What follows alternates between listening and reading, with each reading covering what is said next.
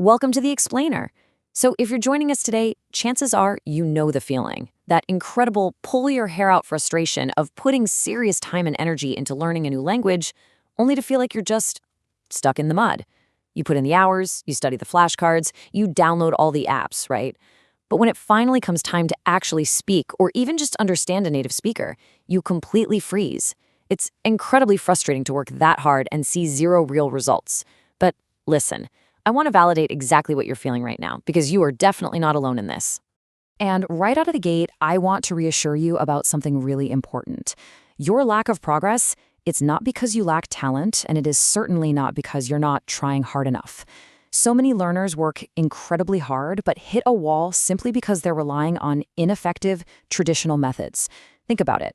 What if the very way you've been taught to learn a language is actually the exact thing slowing you down? Well, today we're going to dig into the cognitive science behind language acquisition and break down exactly why these old methods are just flat out failing you. Okay, let's dive into this. Here is our first major hurdle, the illusion of learning. One of the absolute biggest traps in language learning is a psychological phenomenon called the illusion of competence. This concept is heavily discussed in the fascinating book Make It Stick by cognitive scientists Peter Brown, Henry Roediger, and Mark McDaniel. The core idea here is deceptively simple, but it is deeply important. Just because something feels super easy to review in the moment absolutely does not mean you're actually learning it. See, there's this stark contrast between how we usually study and how we actually learn. We all love rereading our notes, highlighting text in bright neon colors, and passively reviewing material. And why do we do it? Because it's comforting. It creates this warm, fuzzy, but entirely false sense of progress. When you stare at a highlighted vocabulary list, your brain recognizes the words and goes, I know this. But here's the catch. Recognition is not the same as recall. It's definitely not true skill acquisition. That comforting, passive review is literally worlds apart from the actual reality of acquiring a language.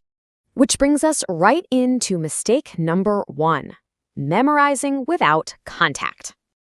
It's a classic myth, right? This idea that if you just memorize hundreds or even thousands of isolated vocabulary words, it's somehow going to magically translate into real-world understanding and fluency. You might memorize 500 words, but you'll still struggle to understand even the most basic conversations. To understand why this feels so spectacularly, we have to look at the science. Let me introduce you to linguist and researcher Stephen Krashen.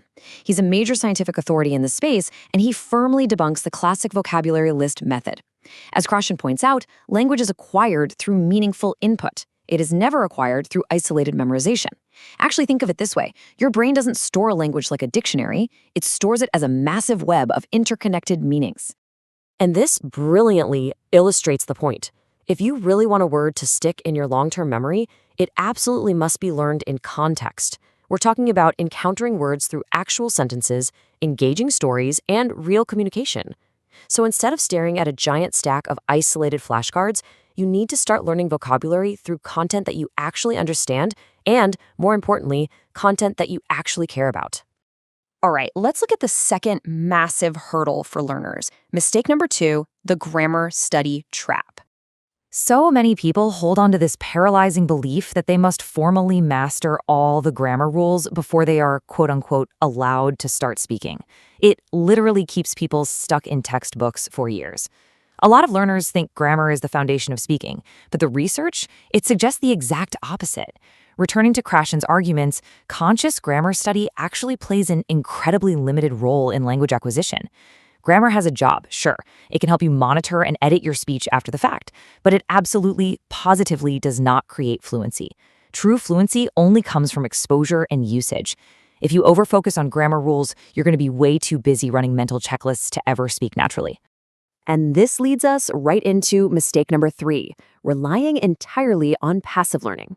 Tons of learners fall into the trap of just passively consuming content, watching endless videos or reading paragraph after paragraph without ever actually producing the language themselves. Let's move to step 2 and see how this builds, because research by Meryl Swain shows us exactly why a complete learning cycle requires so much more. While input is the essential first step, it's just not enough by itself. Swain's research highlights the vital importance of output, which is actually speaking or writing the language. Why? Because output forces step 3. Noticing gaps. If you never try to form your own sentences, you never realize what words or structures you're missing, and you never train your brain to use the language actively. The very moment we talk about actively speaking, bam, we hit mistake number 4, avoiding mistakes. It is incredibly common to want to wait until you feel fully perfect before you start speaking to a native speaker. But we have to completely reframe how we view errors here. In reality, mistakes are not embarrassing failures. No, they are mandatory data points. Research in second language acquisition consistently shows that feedback and error correction are exactly what help learners improve accuracy over time. Without making a mistake, there is nothing for your brain or your conversation partner to correct, which means there's absolutely no opportunity to grow. Mistakes aren't a barrier to the learning process. They literally are the learning process. Finally, we reach the big one. Mistake number 5, a lack of consistency.